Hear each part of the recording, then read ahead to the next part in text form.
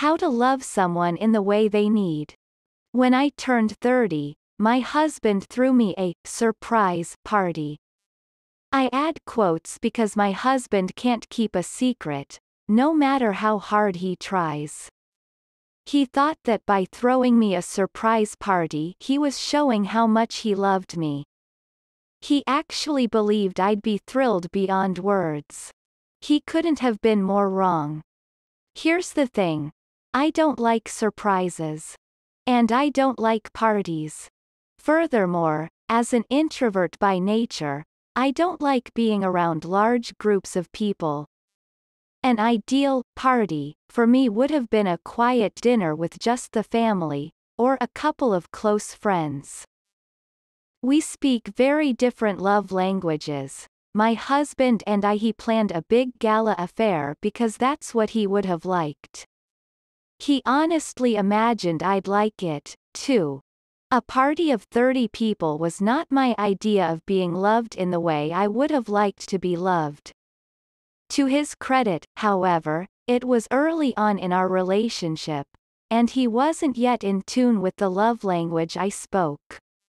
He knows better than to try something like that today. Even though I wasn't thrilled about the party, I didn't say so, not until much later in our marriage.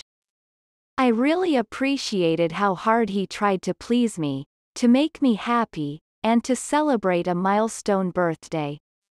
He attempted to show his love in the best way he knew how, and for that, I was grateful. Love. It's a big word. It's one that stirs up big feelings. However, query anyone about love and its meaning, and you'll more than likely catch someone stumbling all over themselves in an effort to do it succinctly. I mean, how do you describe a word that carries with it so many possible manifestations? There is no easy way. What is love? The word love is both a noun and a verb. In relationships, be that as it may, it is mostly demonstrated with some type of action, subtle or grand, but an action, nonetheless, making it very much a verb. Love and its multiple meanings leave its expression ample room for creativity. Because it can be expressed in so many ways, it can often leave lovers disappointed in its wake if not received in the anticipated way. Based on disparate backgrounds and worldviews, people feel love and show love in a myriad of contrasting ways. If you and your partner speak love in the same manner, no problem. You will both be quite happy, satisfied, and in tune with each other. But if you don't, then a little talk might be in order. If you want to have your intimate emotional needs met, letting your partner know the ways in which you feel loved is important. It's also salient to understand the way in which they express their love. One way is not better than the other. It just has to do with personal preference and feelings of familiarity. Talking about your expectations eliminates the guesswork of how to communicate your love to each other. It allows you both to tune into the same channel. You'll get along and feel as though you're getting your love needs met. People are different, and so respond differently to displays of affection, however they may manifest. An important question to ask yourself is, how do I feel most loved? And, how does my partner? Both have to be addressed and implemented in your relationship if you want it to thrive. How to show love. According to Dr. Gary Chapman, author of the 5 Love Languages, he states that there are 5 basic ways to communicate your love to your partner. Let me break those down for you. This will give you a glimpse into the many ways you can show your partner you love them, in the way they need that to be shown, and vice versa. 1. Words of affirmation. This love speak has to do with the spoken or written word. If you're with someone whose primary language is affirming words of love, you might want to say, often, I love you. You're the best thing since sliced bread. Or leave random notes throughout the house proclaiming your undying love. Loving, sweet texts will work, too. If you're with a partner who needs words of affirmation to feel loved, then make sure to tell them in words, and/or in writing, how you feel. You will have one happy camper on your hands.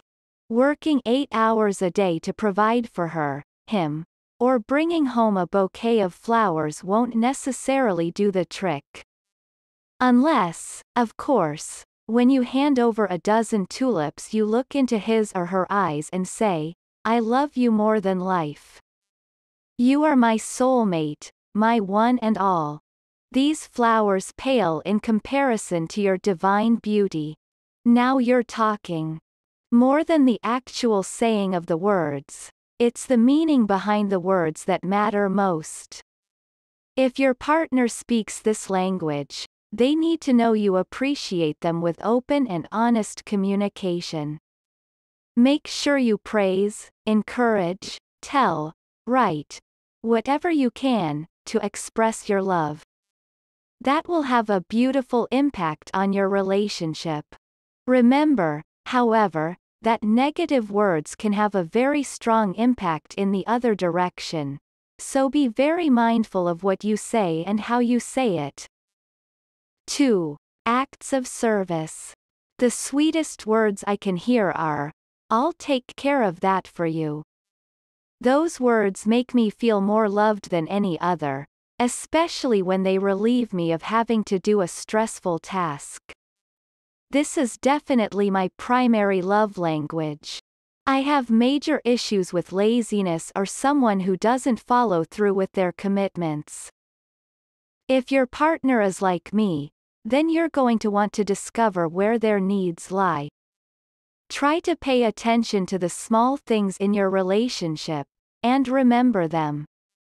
Bring these up at the correct time to surprise them and make them feel special.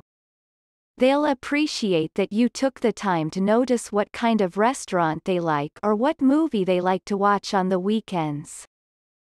If that's not enough, look around. Does something around the house need fixing? Can you help out by making the bed or doing the dishes? Maybe filling up a flat tire on their bike? If your partner's primary love language is acts of service, anything that can take the load off, then find a way to do just that. Your honey will be extremely grateful, trust me. 3. Receiving gifts. Every time my son would FaceTime with his girlfriend, he noticed her struggle to unravel her tangled earbuds. It would always take her several minutes to get situated. So, when he showed up at her house with a pair of wireless earbuds, she was blown away. For a person whose primary love language is receiving gifts, it's more than just the gift itself. My son's girlfriend was wowed because she recognized the thought behind the gift.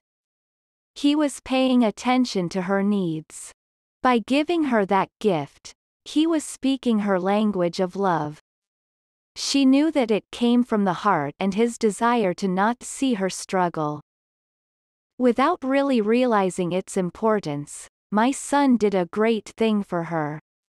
She felt happy, secure, and like someone was really looking out for her. More than the visual sight of the gift, her overwhelming warm and fuzzy feelings came from his motivation. If your partner feels loved by receiving gifts, know that the gifts do not have to be expensive. Even though this is not my primary language, I appreciate useful items. For example, a friend of mine once gave me 3 sticks of lip balm. Wow! It's such a small thing when you think about it, but I use those all the time, so it was the perfect gift. Little trinkets here and there serve their purpose. It lets the person know you're thinking about them, Don't underestimate their power. As long as the gift is from the heart, it's all good. 4. Quality time. One-on-one time, undivided attention, and shared activities. If this sounds good to you, then this is your primary love speak. Quality time probably needs a little more attention than the other 4 ways to show love because it requires, well, time. And it seems like people nowadays are hard-pressed to provide it because they just don't have it, or they claim not to. So, if your partner feels loved by having cozy dinners, just the 2 of you, cuddling up and watching movies, going for bike rides, or taking long walks, then make the time. This will make your relationship prosper. Your investment of time will pay amazing dividends. Your partner will feel loved and cared for. Even if this is not the favored love language for either of you, it's critical to spend time with your mate. This will aid in creating a strong and solid relationship. And as you can see above, it doesn't have to be 24/7. If you fancy being out with friends, rock climbing, running marathons, or what have you, don't despair. You can do both. You can have your alone time, just as long as you dedicate that much appreciated couple's time to your partner.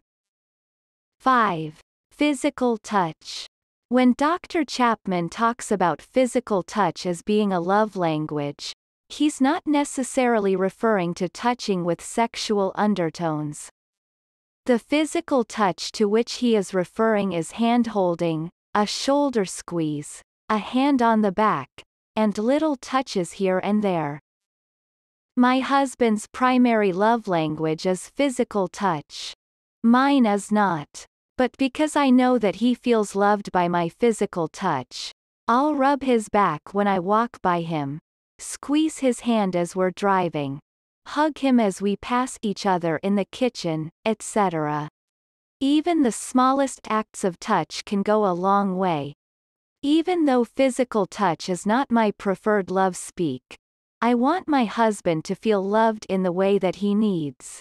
Hence I make the effort to make those gestures. His whole demeanor changes. I can feel his happiness through my touch. Incorporating more than one love language. I want to add here that while a person has a desired love language, they can speak a little bit of the other love languages as well. For instance, your love language might be physical touch, but you still really enjoy receiving gifts or spending quality time with your partner. It's important to know what language your partner speaks. Yes. In this way, you can show them you love them in the way that will be the most meaningful to them. You are not sacrificing anything in the process. You will, however, make a big impact on your partner, and create feelings of love, security, and happiness. In contrast, while it's wonderful and essential to show your partner love in the way they need, it is just as important to recognize the way in which your partner feels comfortable expressing their love to you. For instance, if their way of expressing love is by doing acts of service for you, don't make them feel diminished, as though they don't love you simply because they didn't come home with a sparkling tennis bracelet. See the value in what they're doing. If that's the way of expressing their love for you, take it. Understand they don't love you any less. They're just showing it in a different way. Negating their methods will just make them feel bad, create an argument, or just make you look ungrateful. David Brocher, LCSW, PhD, writes. Maybe it would be hard for them, though I'm not saying they shouldn't try. But if we are complaining about what we are not getting without appreciating what we do receive, we are rejecting a very intimate part of them. And we don't want to reject them. We love them. We love that they love us. We just want them to express their love differently, the way we want it. All the love languages are important. You can play around with one or all. One is not better than the other, as I've said. It's important to recognize the way in which we want to be loved and express it, but it goes both ways. Just because your partner forgets your anniversary doesn't mean she or he doesn't love you. It could mean that she or he was busy and had a lot on his or her mind. There are many ways to express love. Understanding what your partner needs is essential, but understanding how your partner demonstrates his or her love is just as important. Don't allow your insecurities to manipulate you. If you catch yourself saying, "If she or he loved me, she or he would have." Not necessarily. Just because someone doesn't express love in the same love language doesn't mean they don't love you. Be grateful for what they do for you and how they express it. Love is the universal language. It can be spoken in many different ways. Allow room in your relationship to speak as many as you can. After all, love is love. Learn the different types of love. Love. Ah, they say it makes the world go round. But does it? Does it always make us feel all warm and fuzzy inside? Or does it sometimes cause us problems in our relationships? Well, the answer is both. We have all had our share of relationship problems, especially romantic ones. And when people say to me, "Relationships are hard," I always reply, they're not. They are not inherently hard. It's the people that make them hard. What I mean by that is that humans are inherently selfish. We all want to win, and to get other people to understand what we want. And unfortunately, that often results in two people who just don't understand each other. And because of that, their relationship suffers. One key to healthy relationships is understanding the different types of love. Everyone gives and receives love differently.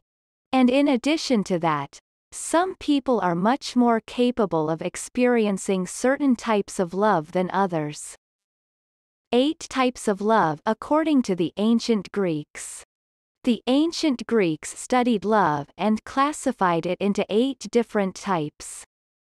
They studied everything from public speaking to the stars in the universe. And love is something they were also fascinated with. So, let's take a look at the different types of love so you can better understand your own relationships. 1. Agape, unconditional love. First, we have agape love. This is an altruistic, selfless, unconditional love. The Greeks thought it was quite radical, perhaps because so few people seem capable of feeling it long-term. Some people would describe agape as a type of spiritual love. For instance, Christians believe that Jesus exhibited this kind of love for all humans. He was selfless and sacrificed himself so that others could be rid of their sins. He suffered for the happiness of others. 2. Eros, romantic love. Eros is named after the Greek god of love and fertility. Therefore, it is usually associated with romantic, passionate, and physical love. It is an expression of sexual passion and desire. The Greeks were actually quite fearful of this love, strangely enough. They thought that because human beings have an instinctual impulse to procreate, this love was so powerful and it would result in a loss of control. Although the Greeks thought this kind of love was dangerous, it is still the kind of love that is associated with passionate, sexual love. Even in modern days, some people believe that this kind of love burns hot and bright, but it burns out fast. 3. Philia, affectionate love. The Greeks defined this kind of love as affectionate love. In other words, it is the kind of love that you feel for your friends.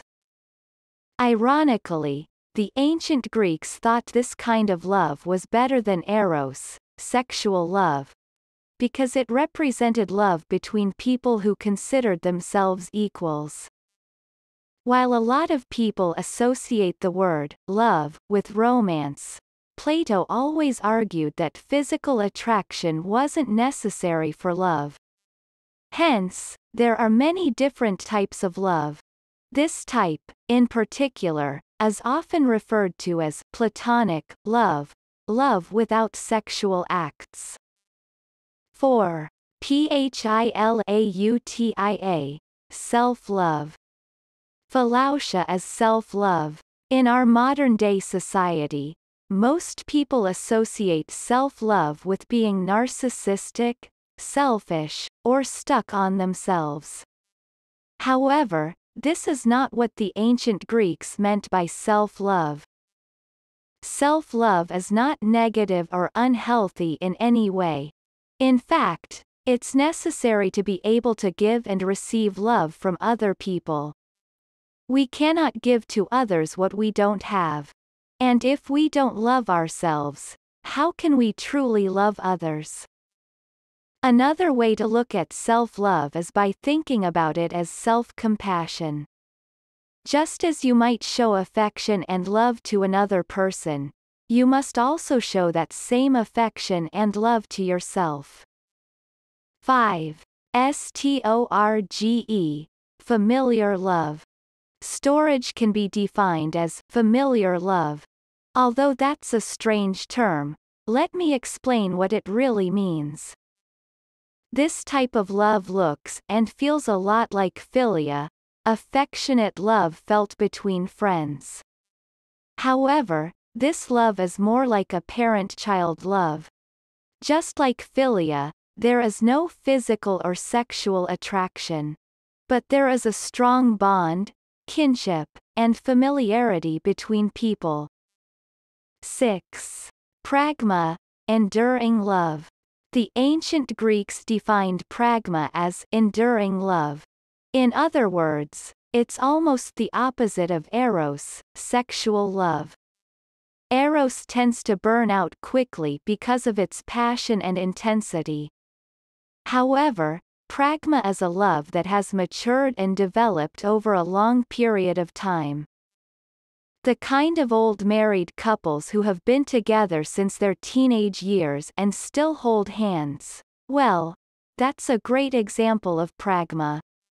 Unfortunately, this kind of love is somewhat rare to find, especially in society today. These days, people seem to think the grass is always greener on the other side. And therefore, they don't have the patience or desire to watch love grow over time. This type of love doesn't require a lot of effort in a relationship. Both people are good at making compromises, and each of them puts in equal effort to make the other person happy. 7. Ludus, playful love. Ludus is known as the playful love. However, a better way to describe it is the feeling of infatuation in the early days of romance.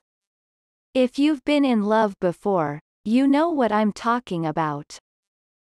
It's the butterflies in your stomach, the giddiness you feel when you see your love walk through the door, and the feeling of never wanting to be without them.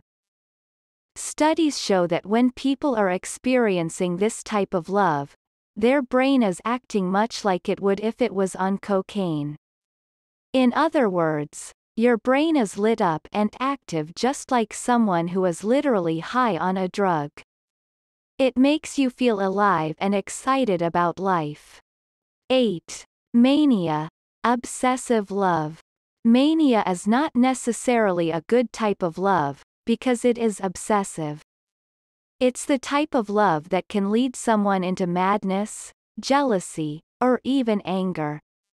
That is because the balance between eros, sexual, and ludus, playful, is terribly off. Many people who experience this type of love suffer from low self-esteem. They fear losing the object of their love, and this fear compels them to say or do some crazy things in order to keep them. If not kept under control, mania can be very destructive in some cases. The 5 love languages. The ancient Greeks weren't the only ones to study love. A modern relationship therapist, Dr. Gary Chapman, identified 5 languages of love through his work with couples over a long period of time. His book, The 5 Love Languages, provides a lot more detail. In a nutshell, Chapman argues that each of us gives and receives love differently, but they all fall into 5 categories. They are as follows. 1. Words of affirmation. Some people want to hear, "I love you," or other positive compliments from their partner. And if they don't hear it, then they might feel unloved. 2. Acts of service. Doing nice things for other people is called an act of service. Whether it's changing someone's oil, cleaning the house, or giving a back rub, doing things to help make the other person happy is what this one is about. 3. Receiving gifts. Some people value giving and receiving gifts, and some do not. So, if you measure your partner's love by how many gifts you are given, then your love language is receiving gifts. 4. Quality time. Other people measure the quality of their love by how much time their significant other wants to spend with them. If they don't get enough together time, then they might feel unloved. 5. Physical touch. Finally, some individuals associate love with physical touch. Anything from hand-holding to cuddling, and even sex counts as physical touch. Why do love languages matter? The point of learning the love languages is to identify both the way you give and want to receive love from your partner. If you both have very different love languages, it can cause problems in your relationship. For example, let's say that you give love by saying, "I love you," all the time, but you want to receive gifts in order to feel loved. But your partner shows her love with acts of service, and she wants to feel it with quality time. See the problem? They don't match up. But don't worry. You and your partner don't need to speak the same love language to stay together. Here's why. All you need to do is discuss it with your partner. Once you understand how you both want to give and receive, then it's not so difficult. We're all different, and that's okay. The problems we have in relationships sometimes simply come from not understanding each other fully, especially in the area of love. Now that you know the ancient Greek types of love, and the more modern love languages, hopefully, you can take a good, hard, long look at your own relationships and make the necessary improvements. 10 things you need to know about true love. True love is magical. True love is mystical, right? Well, kind of. But it's more than that, as anyone in a relationship can tell you. Read on to find 10 things you need to know about true love. 1. True love is not about finding yourself in another. Don't fall in love, or think you're in love, just because you want to find yourself. Your identity is not to be someone's other half, it's to be yourself. Don't get so swept up in your partner that you become them. You don't need to be the #1 fan of their favorite band or read all the books they read. Keep your interests and hobbies and you'll be more interested in your partner. 2. Self-love is the best way to find true love. It sounds like a cliché, something your mom and girlfriends told you every time you were crying over a broken heart, but it's true. You must love yourself before you can love anyone else. Be comfortable with yourself, even when you're having a bad day.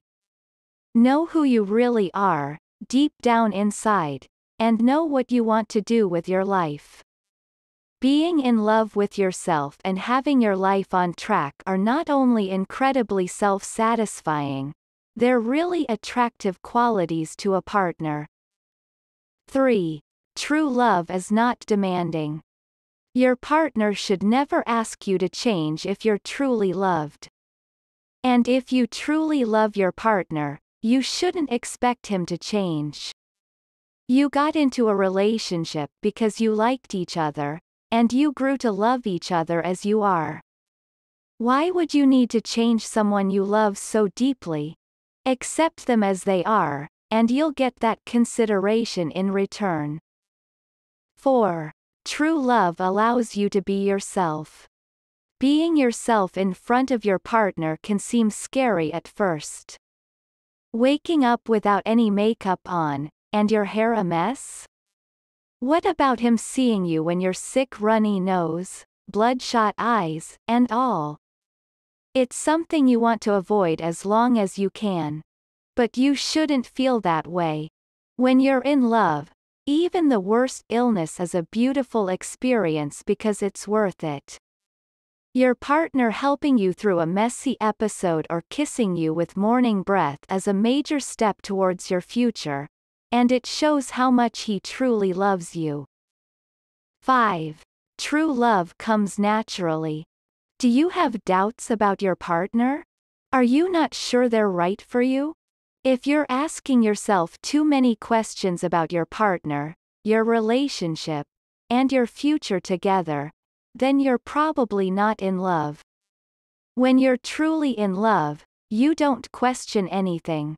It feels natural to be with your partner, and you know you can work through anything to achieve that future you're dreaming of. 6. To get love, you must give love. You can't be in a loving relationship if you hold back. You can't use love as a bargaining chip. Don't tell your partner you love him only when he does something good around the house.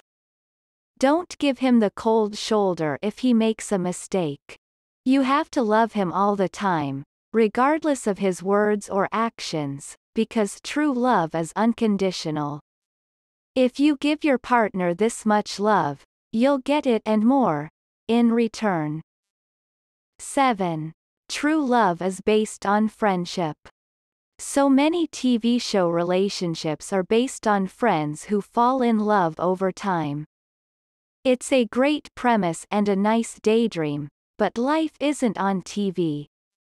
You don't need to be best friends with your partner since kindergarten for love to last. But you need to be friends with your partner. You need to be able to talk, to share jokes, and to enjoy each other's company. Over time, the physical passion may fade, but true friendship will last forever. 8. True love lasts. Think back to those casual relationships where your significant other wiping his nose on your bath towel was enough to end it. Those relationships are immature, and whatever you thought you experienced wasn't love. When you're truly in love, problems like this are just small bumps in the road. No problem seems insurmountable. You're more than willing to work through anything, just to stay together. 9. True love is committed. It's human nature to be attracted to other people, to allow your head to be turned by an attractive passerby. Don't let this make you feel guilty. As long as you're committed to your partner, your relationship is fine. When you're truly in love, you don't want to be with anyone else. You can't imagine spending your time without your sweetheart. 10. You are the love of your life. Don't forget that you need to love yourself. Self-love is important, but it's not something you should achieve and then throw away once you're with your partner. You must stay in love with yourself for your entire life. If you start to dislike yourself or what you're doing, you need to change just enough to stay on track, to stay true to yourself, and to stay in love with yourself. 6 reasons why you should not give up on love. Looking for love is an exciting adventure.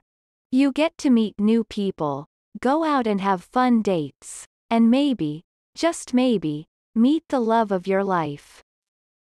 But dating can also be a huge bummer, and there are times when the journey is more frustrating than fun, especially as you get older. Instead of focusing on having an enjoyable night out, you're wondering why you can't seem to find Mr. or Ms. Right. To get a great relationship, you have to be willing to put in the work. But what should you do when you feel yourself giving up on love? Don't let your desire for love burn out. Here are 6 reasons you shouldn't give up on love. 1. Love teaches lessons. Going through another failed relationship can be a frustrating, heartbreaking, and depressing experience. But remember that timing is everything. Just because that love is over doesn't mean love is over for you. Instead of viewing your failed relationships as a waste of time, make a list of everything you learned from that relationship.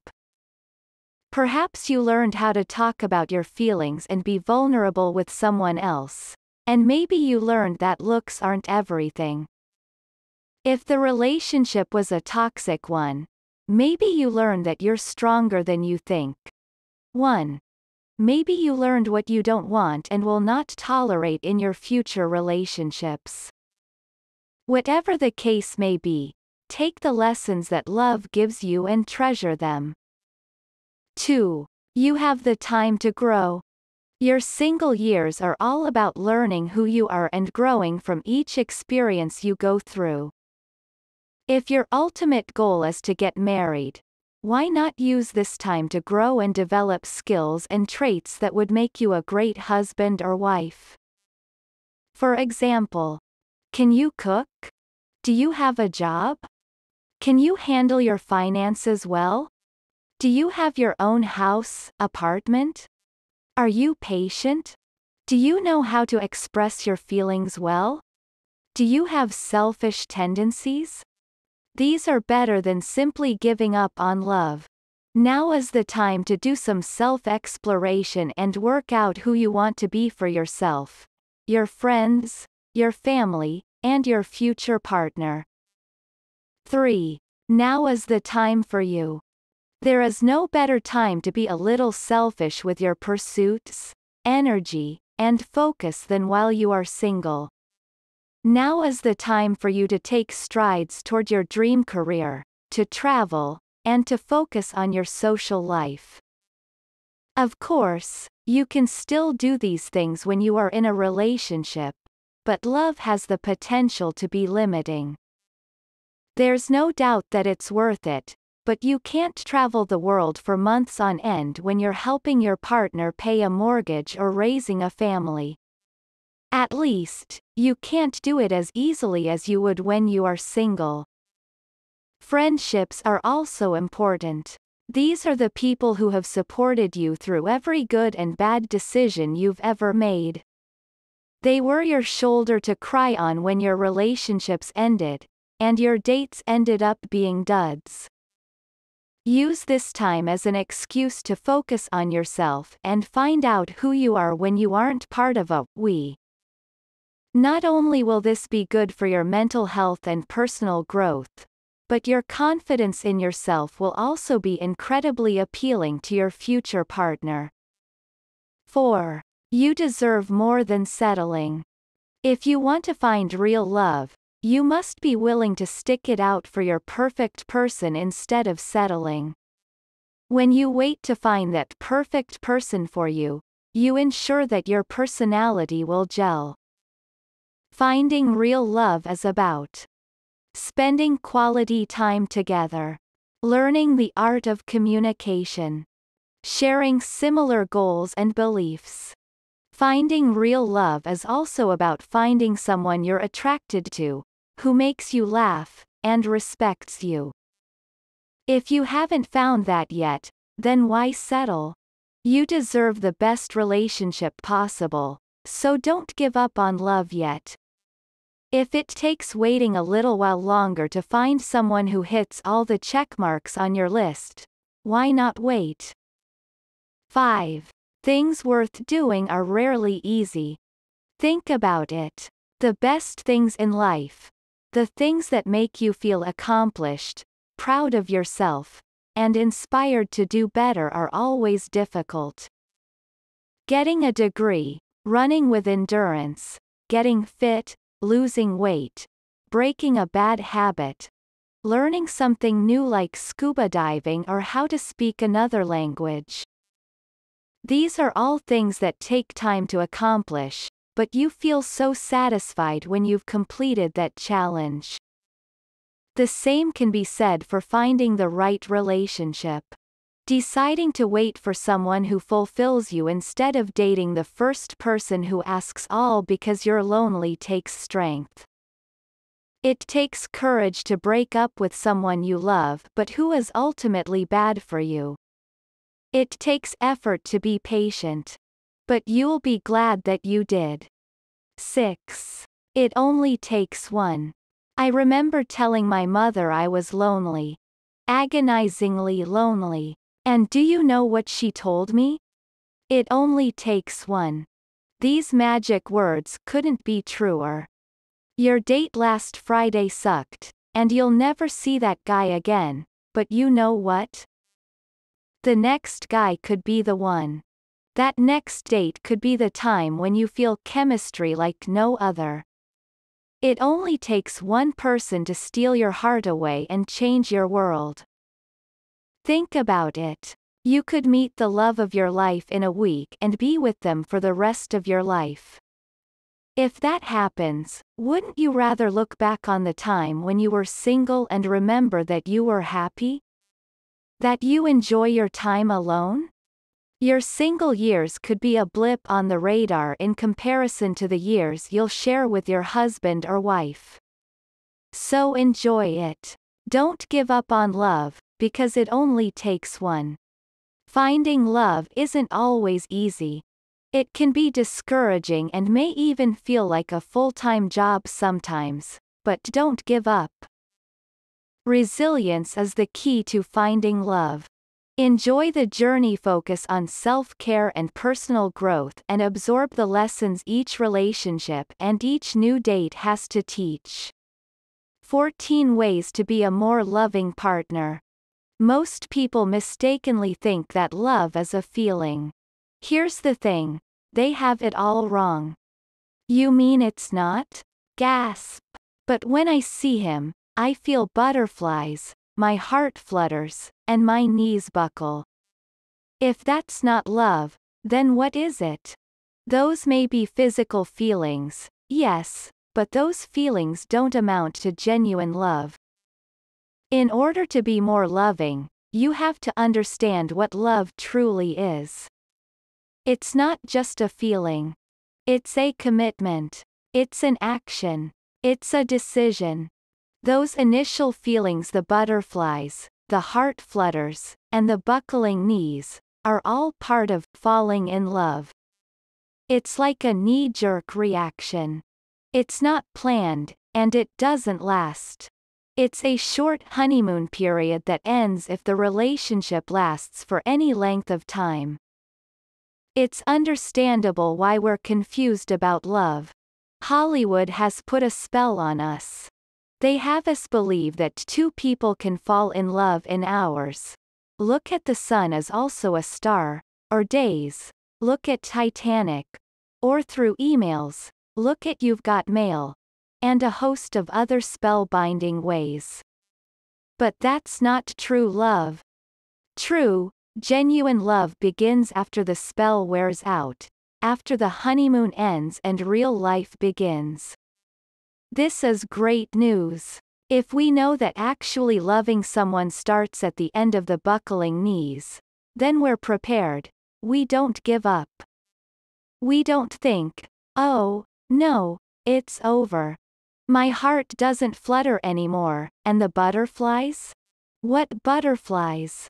If you're currently in a relationship that you feel is circling the drain or one in which love has flown the coop, or so you think, then you've got a nice surprise coming. It doesn't have to be over. Read on and learn some of the doable ways in which you can learn how to love, become more loving, win your partner back, and enjoy a satisfying relationship. Once you know what genuine love looks like, it will be easy to implement. You might be thinking, this is too good to be true. And that's fine, you can't always help what you think. But here's the thing, it isn't too good to be true. You can become a more loving partner by applying the following suggestions to your relationship. Are you ready to become a more loving partner? You look ready to me. Let's go. 1. Commit to your relationship. Decide that you are going to be in the relationship, that you are going to work toward its growth, that you will nourish it to the best of your ability. Without that commitment, you don't have the necessary foundation to build a loving relationship. That is why this first step is crucial. If you have that commitment, read on. Note: it's never too late to make a decision to commit. 2. Invest time. The workaholic who works 60 hours a week might say, I love my family so much. I'm working hard to provide for them. That's not love. Remember, love is not a feeling. It's not words. It's an action that you decide to take. One of the most important ways to demonstrate love is to spend time with the person you love. After all, time is our most prized possession. You show someone you love them by spending quality time with them. If you want to become more loving, find time every day to connect with your loved one. You can do this with a text, a phone call, or a lunch date. Be creative. 3. Communicate your love. There are countless and effective ways to do this. When my husband notices I'm in a hurry, he makes the bed for me in order to give me a few additional minutes in the morning. If I run out of a certain food I love, he stops at the store to pick it up. He saves the last of anything for me. If he never said the words I love you, I would still know he does. Clearly, his actions are speaking loudly. Find ways to communicate your love through action. Bring home a treat, do the dishes, make dinner, leave a note in his favorite coffee mug, etc. Before he leaves for the gym, my husband takes off his chain and sets it on his nightstand. When he's not around, I shape the chain into a heart and leave it for him to find. It always puts a smile on his face when he does. You get the idea. As a writer, one of my favorite guidelines is, show, don't just tell. By doing this, the writer provokes a reaction from their readers and helps them feel the emotion the character is feeling. This works in real life as well. Take an action, however small, that shows your partner you love them. 4. Be spontaneous. Relationships can fall into ruts. Years together can dull the excitement felt in the beginning when everything is new. It doesn't have to stay that way. Spontaneity can liven any relationship. Imagine yourself walking into the kitchen, wondering what to make for dinner, not feeling like cooking at all.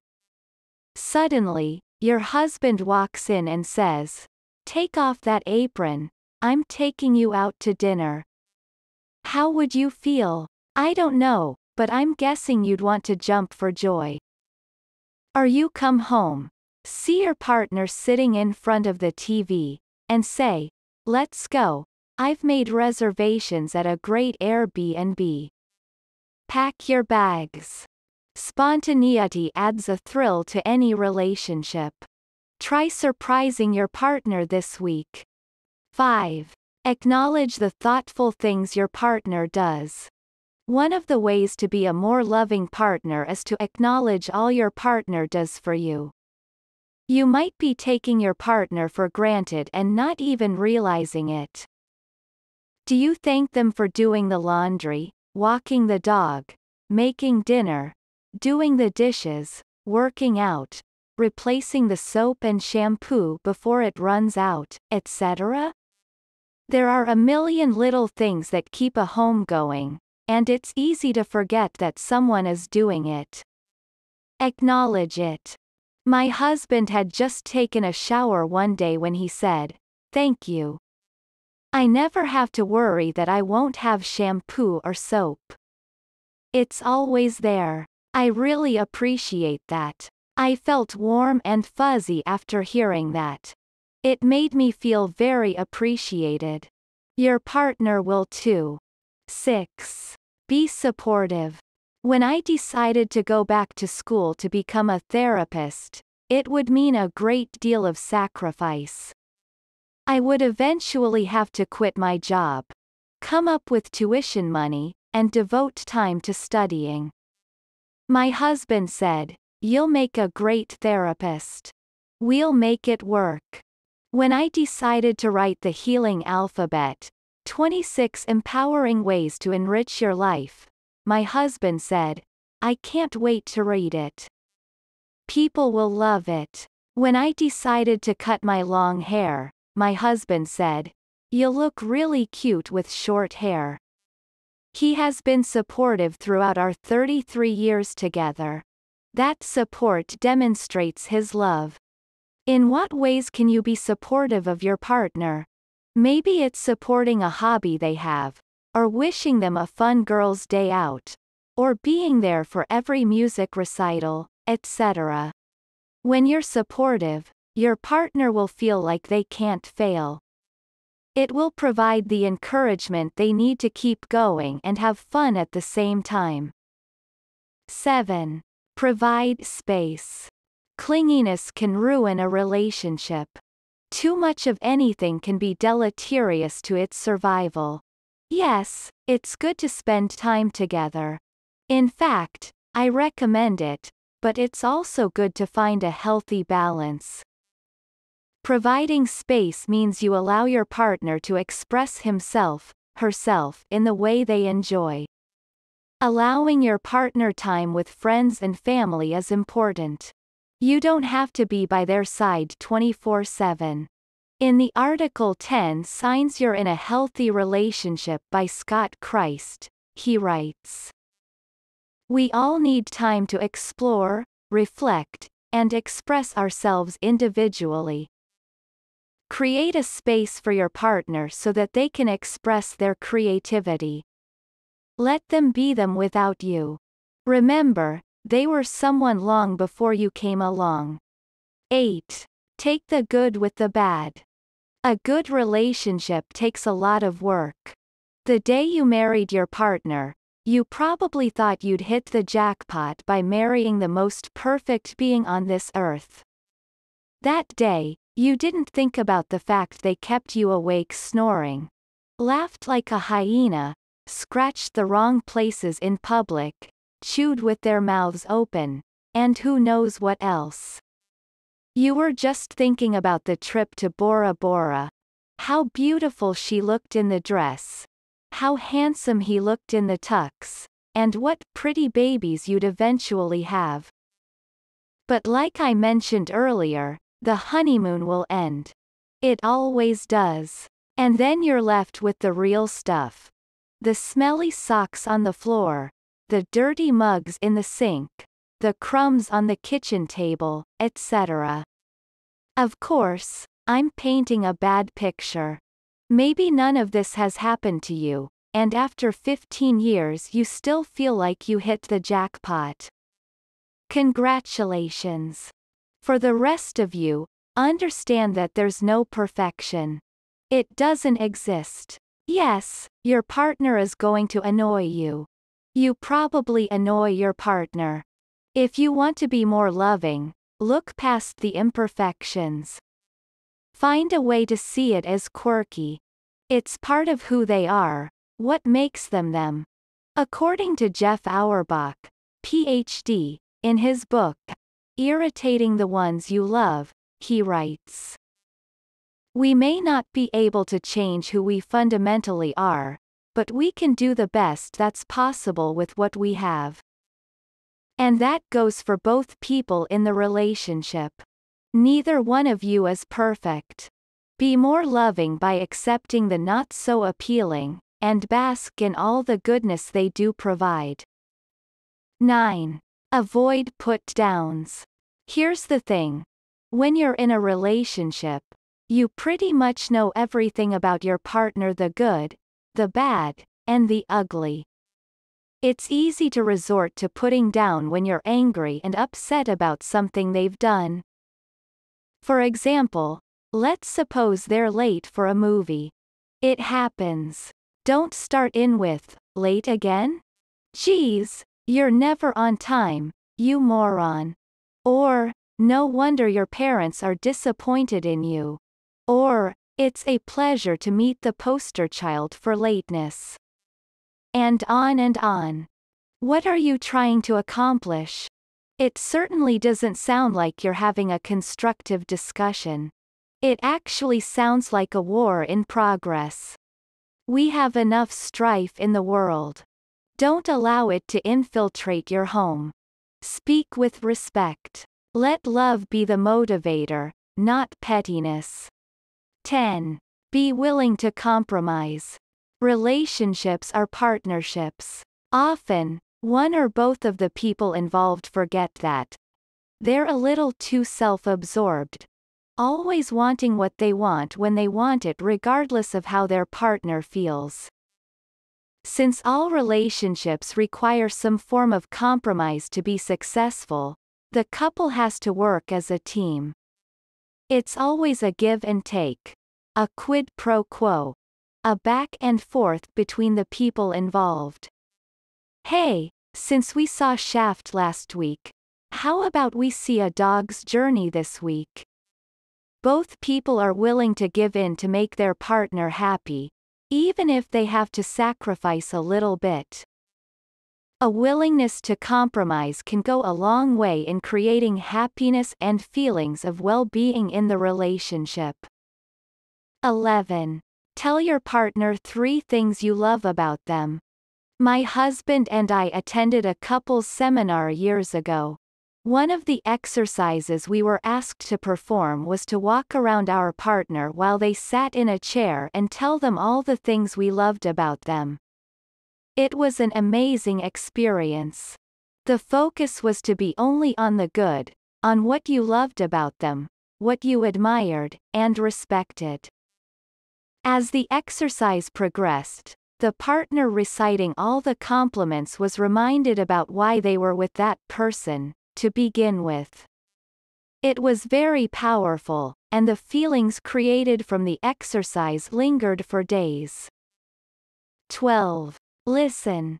You might think you're listening, but next time your partner is talking, pay attention to your thoughts. What are you thinking? Are you really listening? Are you formulating your answer? Have you tuned out? True listening requires a great deal of effort, but it is a gift to the person who is feeling heard. When you truly listen, the other person feels valued and important, like they matter. And isn't that a gift you want to give your partner? It doesn't cost a thing, but the dividends are priceless. True listening is the encapsulation of love. Tonight, ask your partner a question, then really listen. Don't get discouraged if your mind wanders for a spell. Bring it back and refocus. Your partner will sense your attentiveness and be ever so grateful. 13. Drop old issues. It might sound crazy to bring up past issues and hurts while in an argument, but couples do it all the time. It's not uncommon for a partner to say, "Remember when you broke that vase and you said you'd replace it and you never did? You're just as clumsy as ever." The partner stares dumbfounded. "But that was 17 years ago. Why are you bringing that up now? Just because I accidentally dropped your cup and broke it?" You can see that this can quickly escalate. There is no reason to bring up the past.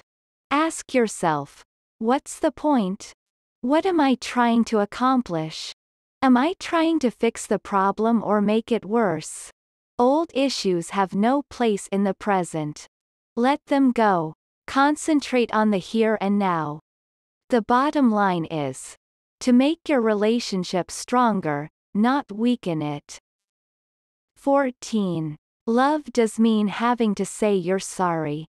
In the 1970 film, Love Story, written by Eric Siegel, there's a scene in which Jenny, played by Ally McGraw, says to Oliver, played by Ryan O'Neal, "Don't. Love means never having to say you're sorry." I beg to differ. People make mistakes. It's good to apologize. Not just a fake apology, but a true, heartfelt apology. Apologies go a long way to repair a broken relationship. If you are in the wrong, say it.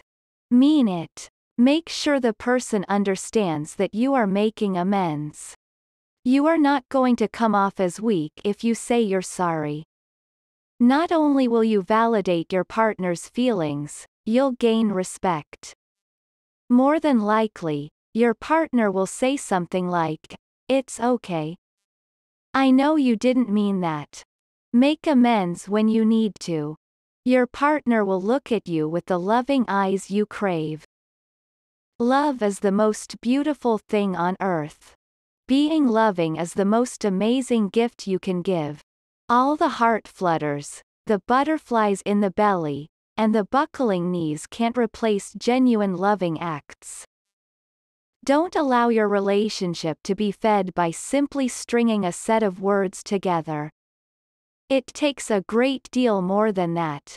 It takes a commitment, an action, and a decision.